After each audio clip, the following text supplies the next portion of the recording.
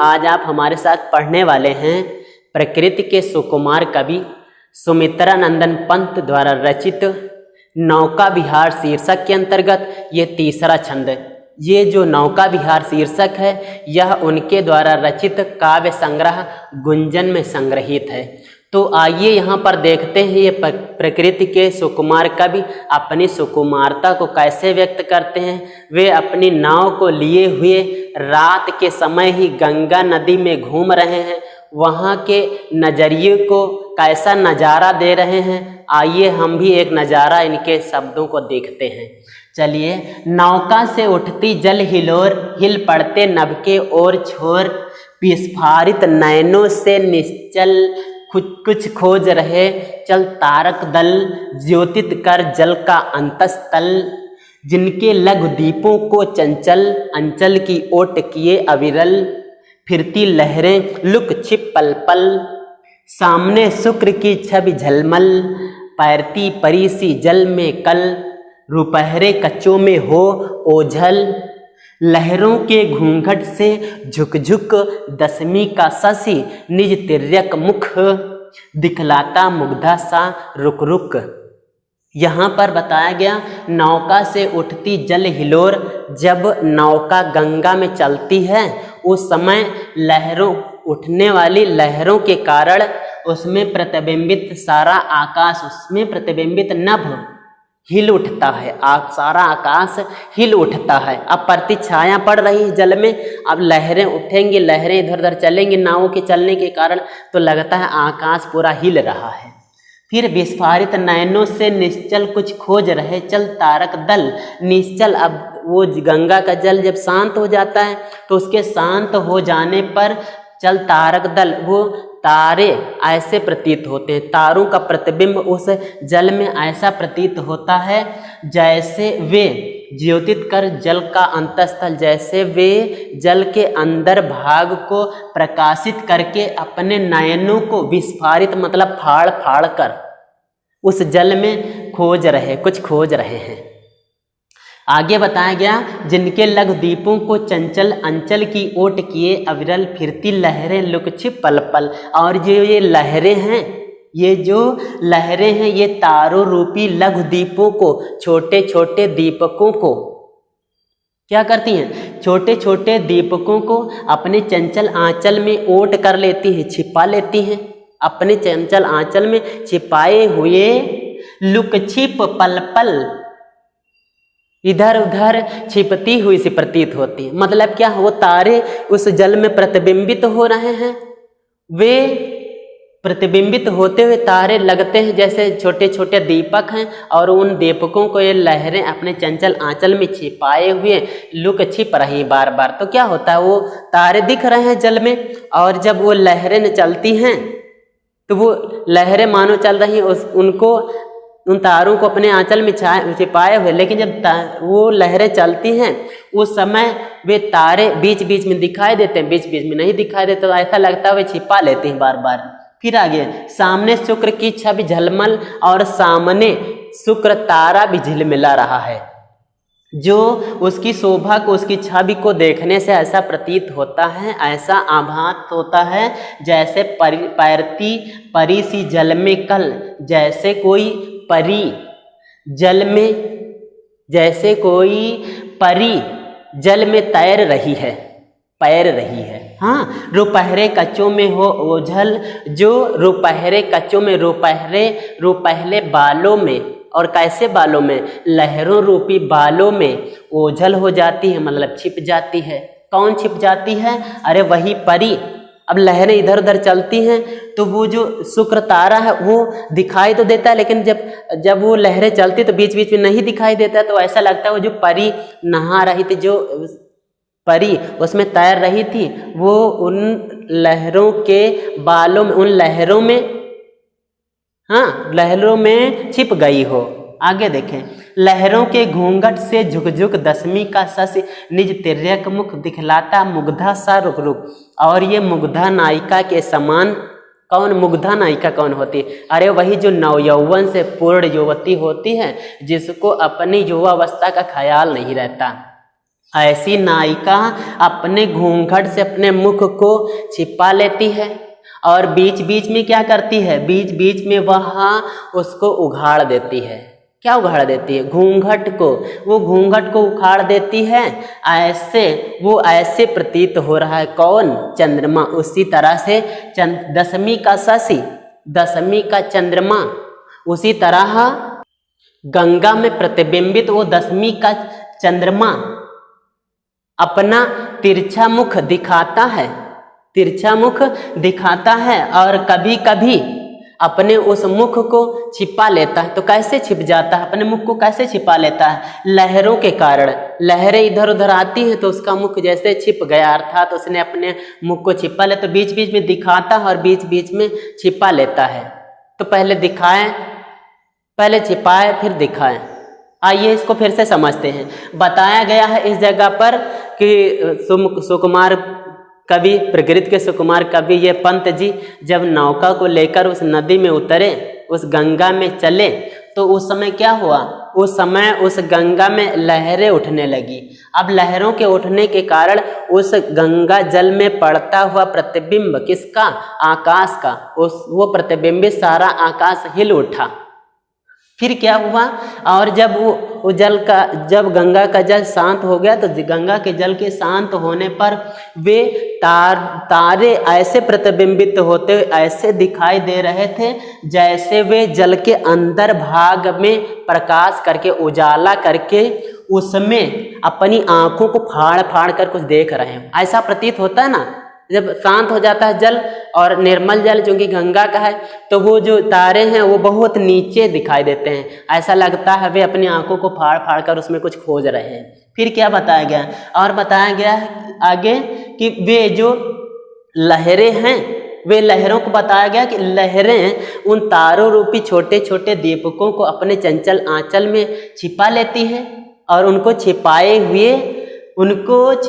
हुए इधर उधर छिपती सी हुई प्रतीत होती। मतलब समझो, बताया गया है कि वो जो चंचल तारे हैं वो जल में प्रतिबिंबित हो रहे हैं, जल में दिखाई दे रहे हैं। वे ऐसे लगते हैं जैसे बीच बीच में अब लहरें उठ रही हैं, अब वो बीच बीच दिखाई देते, बीच बीच नहीं दिखाई देते। ऐसा लगता है जैसे उन लहरों ने उन छोटे छोटे दीपकों को अपने चंचल आंचल में छिपा लिया हो और जो बीच बीच में खुद ही छिप जाती हो।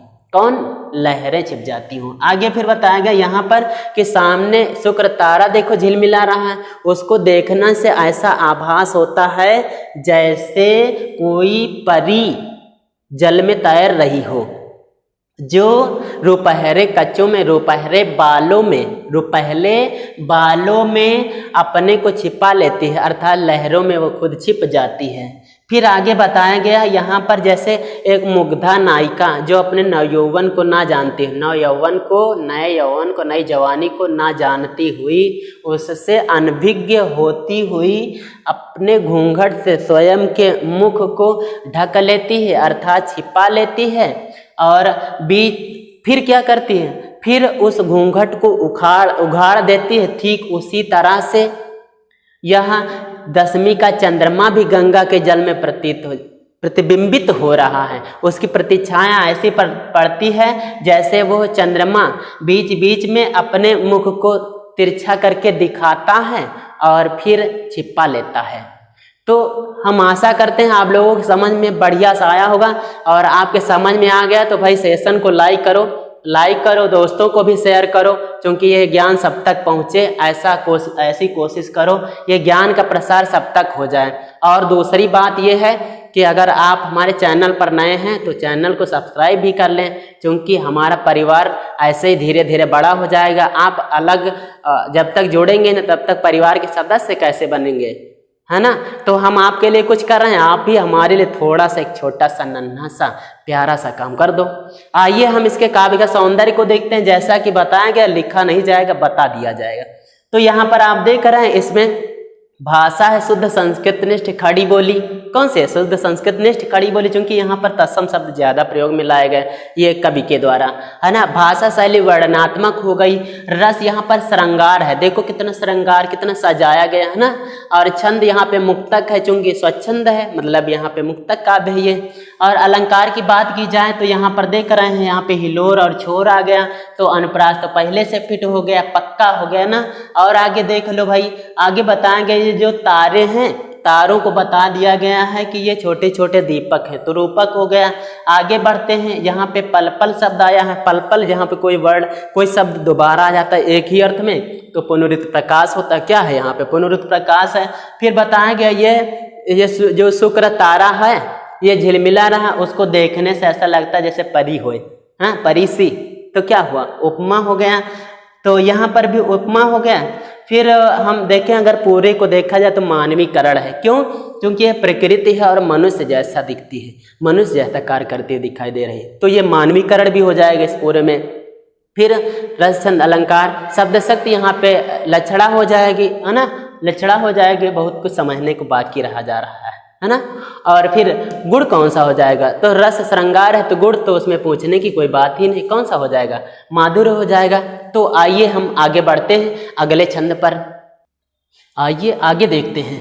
जब पहुंची चपला बीच धार, छिप गया चांदनी का कगार, दो बाहों से दूरस्थ तीर, धारा का क्रस कोमल शरीर, आलिंगन करने को अधीर, अति दूर क्षितिज पर विटप माल लगती भ्रू रेखा, सी अराल अपलक नभ नील नयन विशाल, माँ के उर पर शिशु सा समीप सोया धारा में एक द्वीप, उर्मिल प्रवाह को कर प्रतीप, वह कौन विहग क्या विकल कोक, उड़ता हरने निज विरह शोक, छाया की कोकी को विलोक।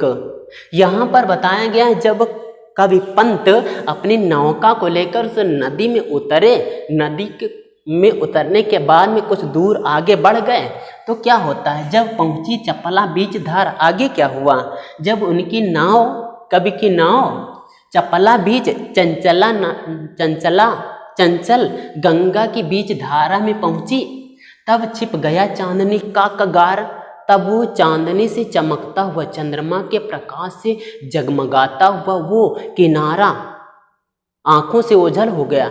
मतलब क्या हुआ? जब पंत जी अपनी नाव को लेकर गंगा के बीच धारा में पहुंचे, तो उस समय, अब रात का समय है ही और चांदनी चमक रही है। अभी तक किनारे थे तो किनारा चमक रहा था, कगार तट यानी चमक रहा था, लेकिन अब जब बीच में पहुंच गए तो किनारा कहाँ दिख रहा है? तो कहते हैं जैसे वो चांदनी से चमकता हुआ, चंद्रमा के प्रकाश से चमकता हुआ वो किनारा आंखों से ओझल हो गया। फिर क्या हुआ? दो बाहों से दूरस्थ तीर, धारा का क्रस कोमल शरीर, आलिंगन करने को अधीर। ये बताए हैं कि दूरस्थ तीर, अब बीच में है, तो उनका तीर मतलब गंगा का किनारा कहाँ? दूर दूर पर है। तो वे बीच में खड़े हुए देखते हैं कि दूर दूर स्थित वो गंगा के दोनों तट दो बाहों को फैलाए हुए दो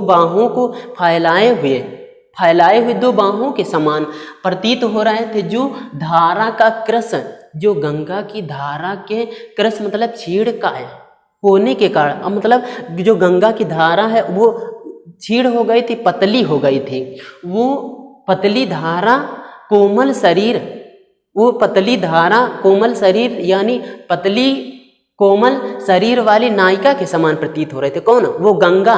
और वे जो बाहुएं थी, दो भुजाएं थी, वे उनसे आलिंगन करने को व्याकुल हो रहे थे। समझो, यहाँ पे कहा गया है कि यहाँ पर बीच में खड़े हुए हैं सुमित्रा नंदन पंत जी अपनी नाव को लिए हुए, और उनको दोनों तट, गंगा के दोनों तट जो कि अभी तक दिखाई नहीं दे रहे थे, लेकिन कुछ आभास होता है, ऐसा आभास होता है कि दूर पर स्थित वो दोनों तट अपनी भुजाओं को फैलाए हुए, धारा के छीड़ होने के कारण कमजोर पड़ी दुबली हुई कोमल नायिका, कोमल गंगा के शरीर से आलिंगन करने के लिए वे अपने भुजाओं को फैलाए हुए हों। दोनों भुजाएं फैलाई हुई प्रतीत होती थी। ऐसा लगता था वे दोनों गंगा से आलिंगन करने के लिए तैयार हों। फिर है अति दूर क्षितिज पर बिटप माल लगती भ्रू रेखा सी अराल, और अति दूर बहुत दूर पर स्थित क्षितिज पर, क्षितिज कहते हैं उसको जहां पर आकाश और पृथ्वी मिलते हुए दिखाई देते हैं। ऐसे देखते हो ना, बहुत दूर पे लगता है कहीं पे कि जहां पर आकाश और पृथ्वी मिल रहे हैं, वहां पर वो पेड़ों को देखकर क्या लगता है। देखिए अति दूर यानी बहुत दूर पर स्थित क्षितिज पर बिटप माल, बिटप मतलब पौधों पेड़ों की जो मालाएं हैं, पेड़ों की जो पंक्तियां हैं, वे सभी वहां से पृथ्वी की शोभा को देख रही हैं। उनको देखने से ऐसा प्रतीत होता है जैसे नभ अपलक, जैसे आकाश अपलक दृष्टि से पृथ्वी को देख रहा हो, जैसे वो आकाश अपलक दृष्टि से पृथ्वी को देख रहा हो। और वे जो पंक्तियां हैं, वृक्षों की लाइनें हैं, वो कैसी प्रतीत होती? वो प्रतीत होती जैसे वो आकाश के विशाल नीले नेत्रों की भ्रू रेखा हो, मतलब भौहें हो। वो जो पेड़ों की पंक्तियां लाइनें की लाइनें दिख रही हैं, वो ऐसी प्रतीत होती हैं जैसे वो आकाश के विशाल नेत्रों की भौहें हो। आगे, माँ के ओर पर शिशु सा समीप सोया धारा में एक दीप, और उस गंगा की धारा के समीप में स्थित एक द्वीप था। गंगा की धारा के समीप में एक द्वीप स्थित था। वो देखने से ऐसा प्रतीत, वो जो द्वीप है वो उर्मिल प्रवाह को, लहरों के प्रवाह को प्रतीत कर देता था। क्या कर देता था? लौटा देता था, रोक देता था। उसको देखने से ऐसा प्रतीत होता जैसे माँ के ओर पर शिशु सा समीप, जैसे कोई नन्हा मुन्ना सा बालक माँ की छाती पर, माँ के ओर पर, माँ की छाती पर जाकर सोया हुआ हो। इतना सुंदर लगता है। वो कौन? वो वही शांत द्वीप। आगे, वह कौन विहग क्या विकल कोक? अरे वो गंगा के ऊपर उड़ता हुआ कौन विहग पक्षी कौन है? वो गंगा के ऊपर उड़ता हुआ पक्षी कौन है? क्या विकल कोक? कहीं कोई कोक यानी चकवा तो नहीं व्याकुल है? किससे? अपनी कोकी से, अपनी चकवी से। कहीं वो कोई चकवा तो नहीं अपनी चकवी से व्याकुल होकर यहाँ घूम रहा हो, जो जल में अपनी छाया को देखकर, जो जल में अपनी परछाई को देखकर कोकी को बिलोक, ऐसा समझ लिया हो। बिलोक मतलब देखकर, छाया में देखकर, किसको? अपनी मतलब छाया को देख, अपनी प्रतिछाया को जल में देखकर ये समझ बैठा हो कि अपनी कोकी है, मतलब चकवी है। ऐसा मानकर वो हो उड़ता हरने निज विरह शोक, वह अपने विरह शोक को दूर करने के लिए, उससे मिलने के लिए उड़ा जा रहा हो।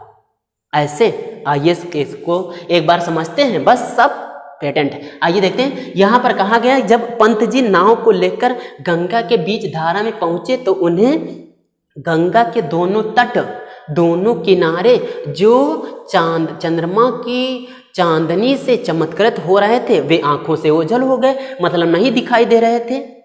कैसे नहीं दिखाई दे रहे? चमत्कृत जैसे नहीं दिखाई दे रहे थे, लेकिन कुछ दिख रहा है। कैसा दिख रहा है? यहाँ पर बताया गया है कि वो जो दूर दूर पर स्थित दोनों तट हैं, बीच में खड़े उनको मालूम हो रहा है, ऐसा दिख रहा है। वो जो दूर दूर स्थित दोनों तट हैं, वे फैली हुई दो भुजाओं के समान प्रतीत हो रहे हैं, जो गंगा की धारा की पतली होने के कारण कोमल शरीर का आलिंगन करने के लिए, उस गंगा के कोमल शरीर का आलिंगन करने के लिए व्याकुल हो रहे हैं। मतलब क्या है? वे दोनों तट उस गंगा से मिलना चाहते हैं। ठीक, आगे क्या बताया गया? और बहुत दूर पर स्थित वो जो बिटप माल है, वो जो वृक्षों की पंक्तियां हैं, उनको देखने से ऐसा प्रतीत होता जैसे वे पृथ्वी की शोभा को अपलक दृष्टि से देख रही हैं।